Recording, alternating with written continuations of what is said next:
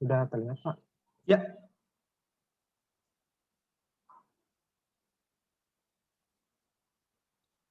Baik. Assalamualaikum warahmatullahi wabarakatuh. Selamat sore semuanya. Selamat sore kepada Pak Ajib juga dan teman-teman semuanya. Kali ini kami dari kelompok 1 akan mempresentasikan tentang problem 1. Dan ini merupakan nama-nama dari kelompok kami. Untuk awalannya kita bagi menjadi 6. Bisa dilihat pada outline kali ini. Selanjutnya akan dilanjutkan oleh teman dari kelompok saya. Baik, yang pertama, definisi forward error correction, di mana forward error correction merupakan salah satu metode dalam meningkatkan reliabilitas data dalam telekomunikasi data yang mampu mendeteksi dan mengoreksi kesalahan bit-bit selama transmisi, serta dapat mengetahui di mana letak error yang terjadi. Koreksi terhadap error dilakukan dengan menggunakan teknik coding sebelum data dikirimkan dan sebelum data diterima. Teknik coding yang sering digunakan adalah Hamming dan Red Salomon. Kemudian akan dilanjutkan rekan saya. Berikutnya ada backward error correction, yaitu merupakan teknik kontrol kesalahan di mana skema deteksi kesalahan digabungkan dengan permintaan untuk transmisi ulang data yang salah. Jadi setiap blok data yang diterima, kemudian diperiksa menggunakan kode deteksi kesalahan yang digunakan, dan jika ada mendeteksi kesalahan, maka pengiriman ulang data diminta. Metode backward error control menyebabkan delay pengiriman yang cukup besar karena memerlukan waktu untuk mengirimkan feedback dan kemudian mengirimkan kembali paket jika tidak diterima dengan benar. Untuk transmisi jarak jauh di mana delay propagasi sangat besar, metode BEC ini tidak dapat digunakan. Selanjutnya saya akan menjelaskan tentang cara kerja dari forward error correction. Nah, FEC ini bekerja dengan menambahkan bit redundansi pada informasi yang dikirimkan. Nah, sebagai contoh, misal di sini ada data word-nya. Misalnya data yang ingin kita kirimkan adalah 00, maka kode word-nya akan menjadi 00000. Begitupun seterusnya 01, 10, dan 11. Next, Mas. Nah, sebagai contoh di sini ada data yang akan dikirimkan, yaitu 01, 00, 10, 01, 11. Nah, kemudian data yang akan terkirim setelah menggunakan FEC, itu kode word-nya menjadi seperti ini. Nah, tetapi dalam perjalanannya terdapat error sehingga data yang diterimanya itu berubah jadi seperti di yang baris ketiga ini. Nah, di sini untuk yang 01 ini tidak ada kesalahan membaca, maka data yang terbaca tetap 01. Dan yang untuk 10 ini tidak terdapat kesalahan membaca juga, sehingga data yang dibaca 10. Namun untuk data yang dikirimkan yang 00, 01, dan 11 ini terdapat kesalahan. Nah, bagaimana sih FEC ini mendeteksinya? Next slide. Nah, dari data yang tabel sebelumnya itu ada kesalahan pada word-nya sebagai berikut. Ini seperti yang di tabel 100, 10100, 010110. Nah, bit ini itu untuk mengetahui error-nya di mana itu akan dibandingkan dengan tabel code word-nya dan akan dihitung Hamming distance-nya. Next slide. Nah, code word yang dimiliki itu kan ada 00000 ini, 1110, 10011, dan 01111. Nah, pada data yang pertama tadi yang salah itu yang diterima itu kan 10000. Kemudian akan dihitung Hamming distance-nya dari masing-masing code word. Di sini diketahui bahwa ketika dia dengan kode yang 00 ini, maka Hamming distance-nya itu berbeda, ada satu kesalahan. Sementara untuk 1100 ini ada 2, 10011 ada 2, dan 011 ada 5. Sehingga dari sini itu dapat diketahui bahwa sebenarnya data yang dikirimkan ini itu code word-nya itu adalah 00000 karena Hamming distance-nya paling sedikit. Nah, kemudian begitu pun juga dengan yang 100. Nah, tapi ada masalah di yang sini 01010. Nah, ketika dihitung Hamming distance-nya, Di sini tuh terdapat bit yang paling sedikit kesalahannya itu ada 2, yaitu dia bisa jadi 0000 karena di sini Hamming distance-nya cuma 2, atau juga bisa 01111 karena di sini bit yang errornya ini 2. Nah, karena itu nilai dari 0101 ini akan dideteksi sebagai suatu kesalahan. Sementara untuk yang 10000 dan 10100 karena dia masih bisa menyesuaikan dengan code word-nya, itu tidak dihitung sebagai kesalahan. Jadi yang dihitung sebagai kesalahan adalah yang ini. Next, selanjutnya akan dijelaskan oleh teman saya. Selanjutnya ada aplikasi dari error correction. Nah, sebelumnya kita yang tadi sudah membahas Hamming. FHC sendiri itu terbagi menjadi dua bagian, yaitu dari block quotes dan conventional quotes. Nah, kemudian block quotes sendiri dibagi menjadi beberapa. Sebagai salah satu contohnya itu ada cycle quotes, CRC atau cycling reducing codes, dan BCH codes. Next. Nah, selanjutnya ada aplikasi yang tadi seperti yang dijelaskan oleh Mbak Nabila, yaitu pada saat saat one menggunakan VHC memastikan protokol layer paket yang bebas dari kesalahan yang seperti dijelaskan oleh saudara Nabila. Setiap data yang dikirim FHC akan menambahkan paket data koreksi kesalahan yang berisi tentang data dari paket yang dikirim yang dapat direkonstruksi lagi sehingga tidak memerlukan mengirimkan data ulang. Next, selanjutnya akan dilanjutkan oleh rekan saya. Kali ini saya akan menjelaskan tentang cara kerja backward error correction. Baik, prinsipnya sederhana seperti yang sudah dijelaskan oleh Mbak Farah. Jadi backward error correction itu pada umumnya bergantung pada jumlah protokol dan algoritma seperti parity bits, circuit redundancy check, dan juga mengacu pada prosedur yang sama. Pada awalnya, dan kita tahu bahwa device transmitter ini akan mengirimkan data ke device receiver. Pada saat device receiver ini akan melakukan cek, dan pada saat informasi nyampe itu, si device receiver itu akan mengecek apakah informasi yang diperoleh itu bersifat present, readable, dan make sense. Jadi dapat dibaca dan masuk akal. Ketika informasi tersebut itu ada yang tidak memenuhi dari sifat tersebut, maka si device receiver ini akan melakukan request ulang kembali datanya kepada device transmitter untuk mengirimkan kembali. Ini tentang aplikasi backward-nya. Ya, jadi seperti yang sudah dijelaskan oleh Mbak Farah, bahwa backward ini lebih sering digunakan karena bandwidth-nya itu lebih kecil. Karena apa? Bahwa forward itu kan lebih besar. Tapi di samping itu bahwa backward itu membutuhkan waktu yang lebih lama. Karena device receiver kan harus menunggu dan mengirimkan sinyal kembali. Jadi pada idealnya si backward ini tuh diaplikasikan pada sistem dengan handle data yang lebih sedikit. Selanjutnya, tabel komparasi, silakan.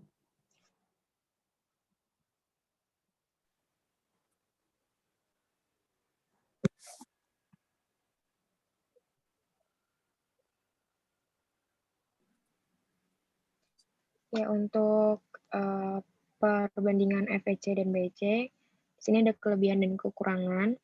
Untuk kelebihan dari FHC, itu penerima mampu membentulkan sendiri kesalahan data yang sudah diterima, kemudian dapat memecahkan masalah BHC, kemudian waktu proses yang dibutuhkan cepat, dan sistem transmisi jarak jauh delay propagasi sangat besar. Kemudian untuk kekurangan FHC, hanya mampu membetulkan kesalahan 1 bit, menggunakan baris dan kolom parity sebagai pendeteksi kesalahan, menggunakan teknik coding, 1 bit error untuk setiap 1000 bit, dan hanya mampu membetulkan 1 bit. Ya, untuk dari sisi BHC, kelebihannya dapat mendeteksi kesalahan dan dijamin kebenaran dari sebuah data atau paket yang dikirim. Kemudian harus menunggu rekomendasi dari si penerima bahwa benar data itu yang dikirim, maka proses pengiriman ulang akan berjalan. Untuk kekurangannya, BHC menyebabkan delay yang lewat batas toleransi waktu. BHC menyebabkan delay pengiriman paket yang cukup besar, tergantung dari beberapa kali berapa kali paket tersebut harus dikirim, dan waktu proses yang dibutuhkan lama. Sekian dari kelompok kami. Mungkin ada pertanyaan. Baik, terima kasih kelompok 1 atas presentasinya. Mungkin di-keep dulu skripnya. Kita menunggu, mungkin ada pertanyaan dari audiens, silahkan. Ingin klarifikasi, bertanya lebih dalam, silahkan.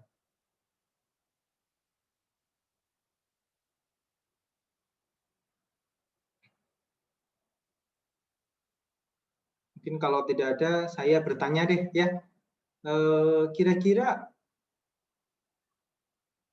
kan tadi disebutkan khususnya untuk forward error correction ya, yang untuk FSC.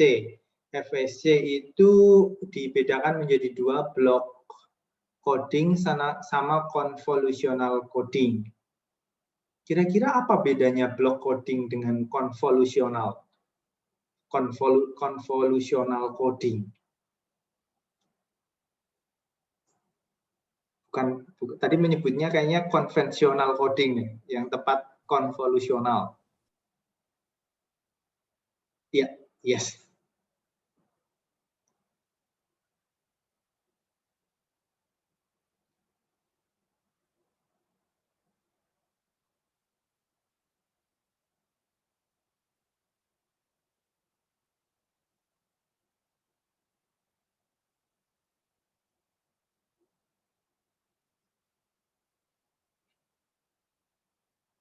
Monggo, kalau ada yang menjawab.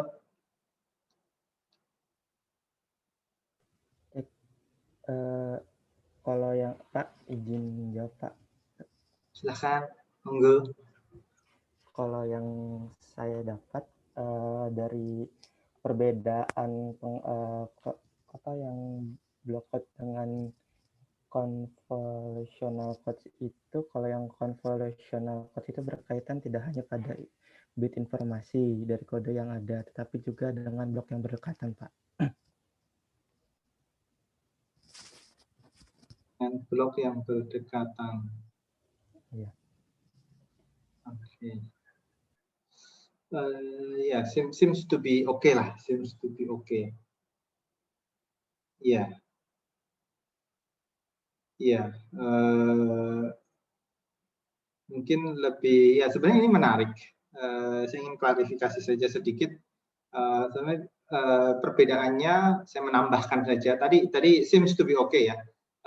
Block dengan block code berarti dia biasanya panjangnya itu sudah ditentukan dan tetap untuk dari waktu ke waktu itu tetap. Adapun konvolusional ini lebih kepada streaming, jadi sekuensial, jadi masuknya urutan gitu kan. Jadi begini, misalkan kalau yang block code itu kita misal 10, ya 10 diproses kemudian keluar dari fungsi dari 10. Tapi kalau yang konvolusional itu bisa terus-terusan. Jadi misalkan masuknya satu-satu. Jadi nah kayak gini, bitnya 0101. Nah ini tidak dibatasi masuknya langsung 10, langsung berapa. Jadi dia satu-satu, terus dia geser ke sini, ya geser gitu. Nah, tapi outputnya, jadi outputnya itu dipengaruhi oleh masukan sebelumnya. Jadi ketika ini 0 masuk, kondisi sebelumnya apa? 00. Oh, berarti dia akan mempengaruhi output di sini. Outputnya ini dipengaruhi oleh kondisi sebelumnya ya. Jadi seems to be okay sih ya. Seperti itu block code. Kemudian saya ingin menambahkan juga itu back error correction. Sebenarnya ada 2 juga yang mengkombinasikan, namanya hybrid. hybrid artinya gabungan antara ARQ ini bagian dari back error corrections dan FFC, jadi ARQ plus coding. Itu ada juga yang menerapkan kombinasi seperti ini. Itu sekedar informasi. Ya memang berkaitan ketika kita berbicara tentang forward error corrections dan hybrid error correction ini akan sangat banyak topik-topiknya. Memang basicnya tadi seperti di PPT di sini, basicnya ada cyclic code, ada Red Solomon, kemudian ada block code, ya itu basicnya ada di situ. Adapun pengembangannya terus dilakukan. Demikian. Oke, dari kelompok 1 terima kasih. Kita lanjut ke kelompok 2. Kelompok 2 dikomandani oleh Pak Arya Lesmana dan kawan-kawan. Dipersilakan.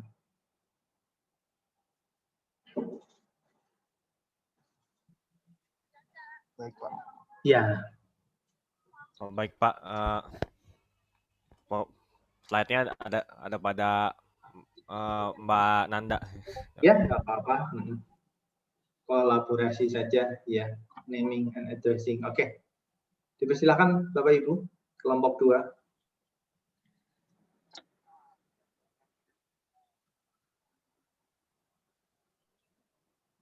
Mbak Nanda bisa di Zoom, tolong di Zoom. Baik, kami dari kelompok 2 ingin menjelaskan tentang pentingnya naming dan addressing. Pertama itu anggota kelompok kami ada Mas Arya Lesmana, Mas Heri Sultanto, Mas Izam Azmi, saya Irfan Rizwandi, kemudian ada Mbak Nanda Aulia dan Mas Noval Pranata. Oke, selanjutnya introduction. Naming dan addressing, jadi berdasarkan arti dari masing-masing kata, name itu adalah menyatakan apa yang dicari, sedangkan address adalah menyatakan letak nama yang dicari atau sebagai identifikasi. Selanjutnya, route menyatakan bagaimana cara menuju address yang dituju. Jadi naming dan addressing adalah fundamental dari networking, khususnya pada routing protokol yang memerlukan address untuk mengirim paket-paket data. Naming juga penting dalam sebuah layanan agar diidentifikasi, dikenal, dan digunakan. Jadi kalau biasa dalam suatu jaringan itu, masing-masing dari NIC atau network adapter itu memiliki naming dan addressing yang unik. Biasanya dalam bentuk MAC, sehingga MAC address. Sehingga paket yang dikirim itu biasanya membawa data MAC address yang ingin dituju. Apabila data tersebut bersinggahan kepada suatu node dan MAC address-nya tidak sesuai, maka node itu akan mengabaikan dari paket tersebut. Selanjutnya, next slide, Mbak Nanda. Oke, kenapa keduanya penting? Names are long and human understandable. Jadi kalau name ini memakan space yang cukup besar sehingga sulit untuk dibawa di paket header dan sulit untuk diurai. Sedangkan address ini ukurannya fix sehingga mudah untuk dibawa pada paket header.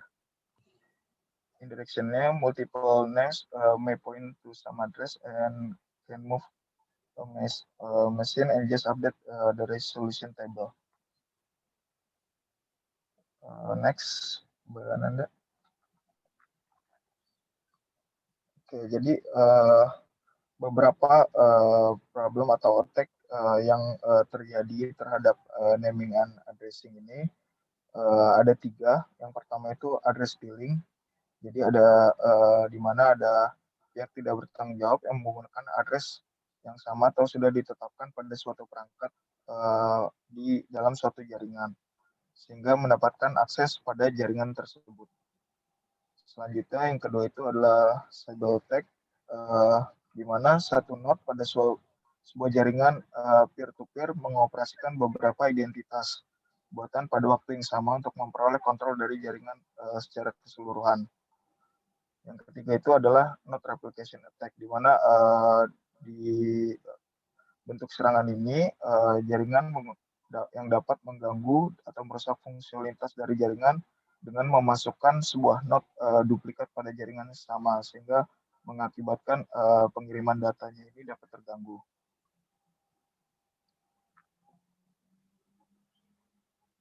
Next. Protection mekanisme yang bisa dilakukan pada naming dan addressing itu ada CGA atau Cryptographical Generated Addresses. Yang kedua itu Witness Based Detection of Node Replication. Jadi pada CGA ini adalah menggunakan private key di node-nya, sehingga pengiriman data ini harus melakukan seperti autentifikasi dulu. Sehingga apabila private key-nya sesuai, maka paket itu dapat diteruskan. Mungkin selanjutnya akan dilanjutkan oleh rekan kelompok saya.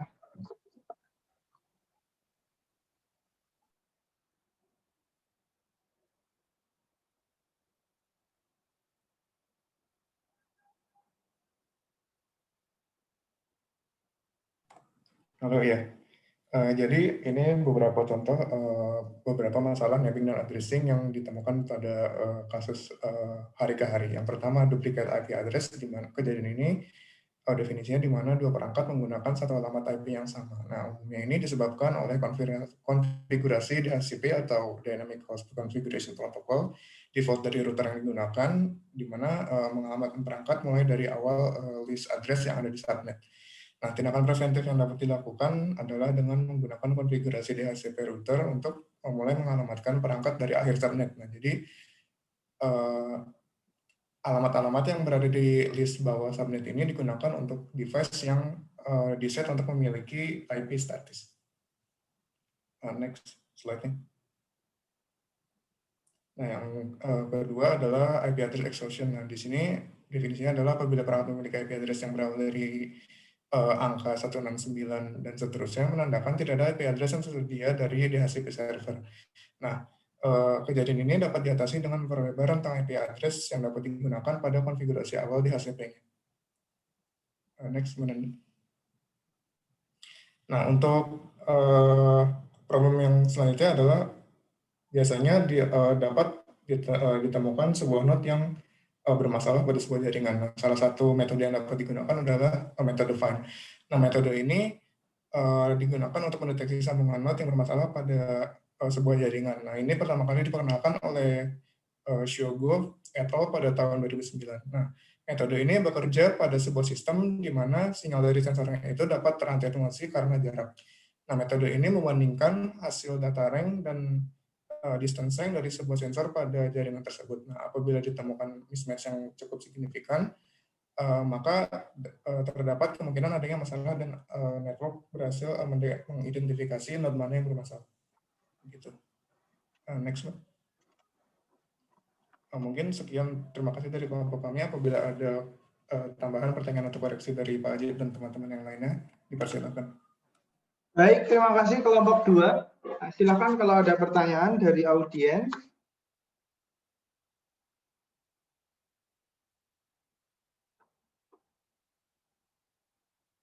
Monggo.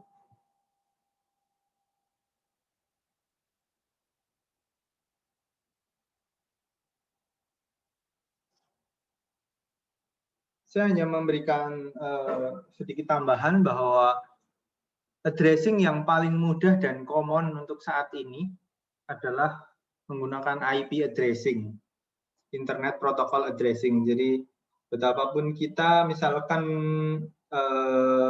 pada NB-IoT begitu, setiap sensor itu diberi diberi address menggunakan IP addressing. Itu lebih mudah.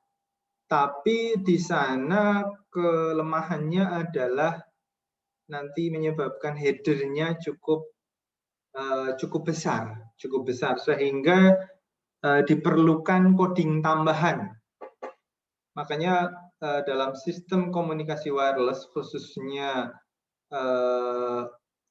misalkan adalah protokol di 3G, 5G, 4G, 5G, basisnya adalah IP, tetapi yang dikompres begitu, karena lebih untuk menghemat bandwidth sebenarnya, untuk menghemat bandwidth dengan cara memperkecil informasi dari overhead. Dan yang menarik dari IP address, karena ini sudah jamak digunakan dan sudah istilahnya udah antar platform dan mudah untuk, sudah proven lah ya, sudah proven digunakan pada banyak jaringan. Baik, terima kasih kelompok 2. Kita lanjut ke kelompok 3 yang tidak kalah menarik, ini terkait dengan link estimations. Bagaimana mengantisipasi error yang bisa terjadi. Dipersilahkan sambil share screen. Mengantisipasi error yang terjadi selama pengiriman. Izin share screen ya, Pak. Silakan. Assalamualaikum warahmatullahi wabarakatuh. Selamat sore teman-teman. Kami dari kelompok 3 akan mempresentasikan problem 3 tentang bagaimana mengetahui kualitas sambungan atau link. Kami berlima, ada Mas Daris Alfafa, Mas Mirza, Mas Muhammad Aldrin, Mbak Nibras Fitrah Yayenda, dan saya sendiri Yulita Eka Pawestri.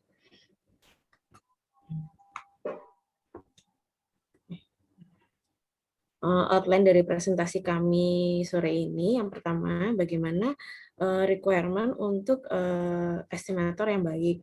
Yang kedua adalah teknik untuk mengestimasi. Yang ketiga, stage umum bagaimana melakukan estimasi.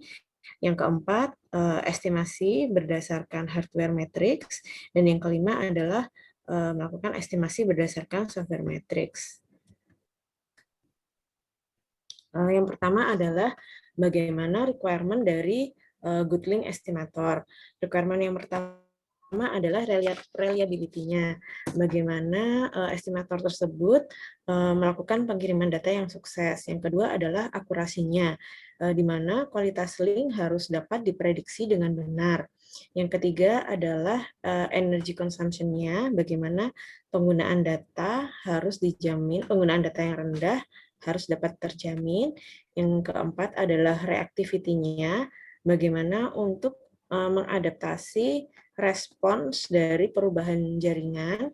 Yang kelima adalah stability-nya, yaitu bagaimana menghindari fluktuasi link jangka pendek sehingga tidak perlu melakukan pengecekan bolak-balik yang menghabiskan energi. Kemudian bagaimana harus komputasinya itu rendah, dan yang terakhir adalah memori yang efisien, itu untuk mendapatkan memori yang rendah. Kemudian untuk estimasi tekniknya akan dijelaskan oleh Mas Aldrin.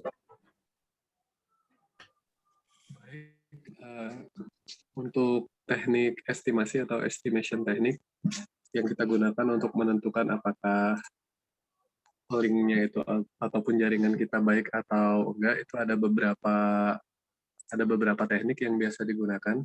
Yang pertama itu teknik average, rata-rata dari packet reception ratio-nya atau PRR. PRR ini juga merupakan hardware based, yang dimana kita ketahui adalah teknik yang paling sederhana dan yang paling banyak digunakan untuk mengetahui kualitas suatu link, gitu. Yaitu sebuah komputasi yang berdasarkan rasio antara data yang diterima dengan data yang kita ekspektasikan itu diterima oleh si penerima, oleh receiver. Yang kedua itu metode link quality indicator, LQI, atau juga yang kita kenal dengan indikasi dari kualitas data paket yang diterima oleh si receiver, gitu.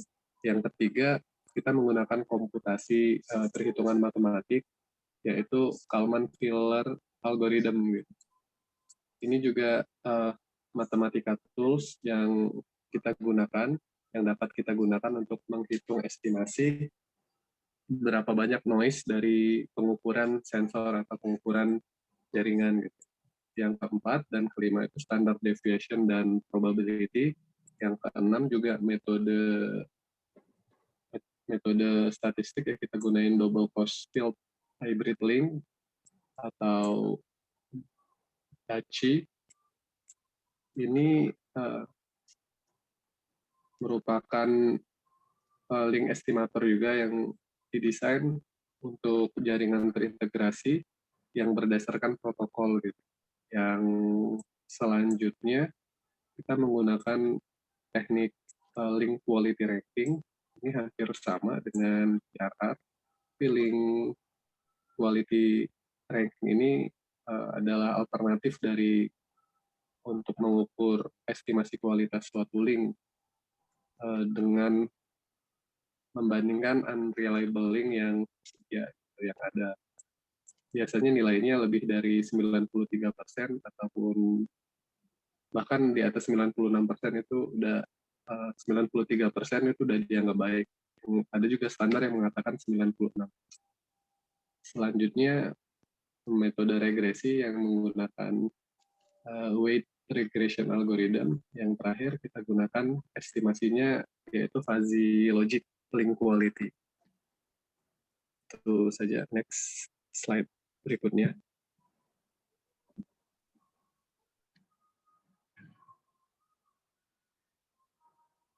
Yang berikutnya adalah stage umum bagaimana mengestimasi jaringan.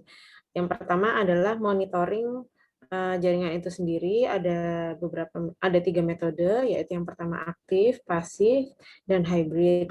Nah, di sini terdapat grafik tren evolusi estimator yang digunakan. Kemudian stage yang kedua adalah merekam data yang dibutuhkan, dan step yang terakhir adalah melakukan analisis datanya. Berikutnya akan dijelaskan oleh Mas Mirza. Oke, yang selanjutnya akan menjelaskan tentang di sini ada 2 metrik perangkat keras untuk memperkirakan kekuatan. Di sini ada RSSI dan kualitas LKI dari paket yang diterima. Misalnya dari setiap paket yang diterima menyematkan metrik perangkat keras RSSI dan LKI. Nah, untuk RSSI sebagai yang kita tahu itu adalah perkiraan penerimaan kekuatan sinyal di saluran. Terus untuk jadi seperti radio usang seperti sisi 1000 atau sisi 1101 tidak berdasarkan standar IEEE, tetap saja mereka menyediakan parameter hardware untuk RSSI. Nah, untuk LKI ini adalah metrik yang memperkirakan kualitas saat ini dari informasi yang diterima. Jadi untuk sisi 1101 LKI memberikan perkiraan seberapa mudah sinyal yang diterima dapat didemodulasi dengan mengumpulkan besarannya kesalahan antara konstelasi ideal dan yang diterima. Sinyal melalui 64 simbol setelah ada kata sinkronisasi. Nah, ya seperti itu. Boleh next.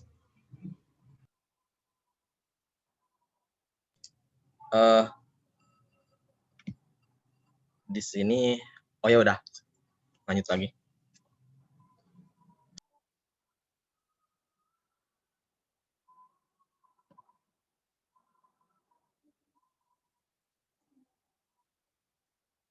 Yang berikutnya adalah bagaimana melakukan estimasi menggunakan software matrix. Di sini salah 2 contohnya adalah menggunakan PRR dan RNP. PRR didefinisikan sebagai rasio dari paket yang berhasil diterima dan total paket yang berhasil dikirim. Sedangkan RNP mengestimasi fluktuasi short time link dengan menggunakan passive monitoring. Demikian rumusnya RNP. Dan demikian presentasi dari kami. Wassalamualaikum warahmatullahi wabarakatuh. Waalaikumsalam warahmatullahi wabarakatuh. Baik, terima kasih kelompok 3. Silakan dari peserta lain, audiens yang ada pertanyaan.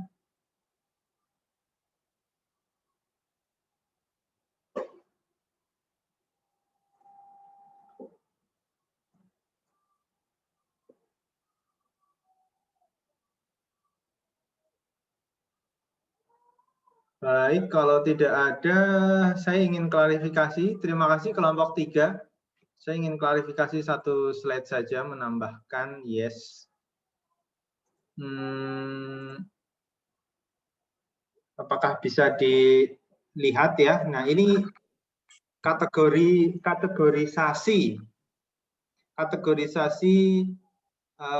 link quality estimator berdasarkan hardware dan software base-nya. Jadi kita lihat di sini, kalau yang hardware relatif lebih sedikit, ada RSSI, Receive Signal Strength Indicator. Ya, biasanya ini diukurnya dalam berapa dBi, ya, berapa dBi atau berapa dBm, ya. Oh, dBm itu biasanya SNR, Signal to Noise Ratio.